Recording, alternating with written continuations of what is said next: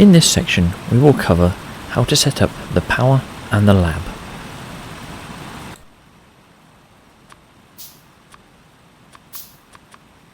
The power requirements for this run are also an increase upon the previous Steelaxe run, but they are totally automated once set up. For this section you will need to craft and place 1 pump, 2 boilers, 4 steam engines, as well as 2 electric miners and 10 power poles, and finally 10 red science packs and 1 lab. However, you may have already crafted the red science packs earlier in this run.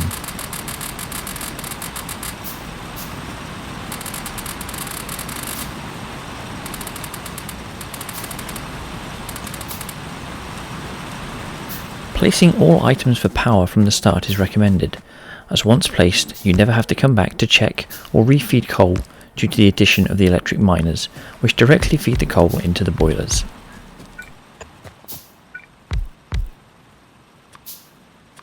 You can see in my run I forgot to craft 1 boiler and ended up crafting it after the last lab.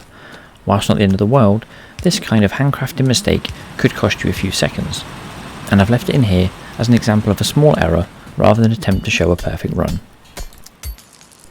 By placing the power poles as shown, you will have consistent alignment points that can be used during the next setup phase for intermediates. Whilst waiting for the handcrafting to complete, I am using this time to refeed as much of Burner City as I can, so I have plenty of resources available. Once the initial lab is placed, it's time to set all the research up in the queue ready. This ensures you then only need to focus on building. You can shift click on each research item to add it to the queue quickly.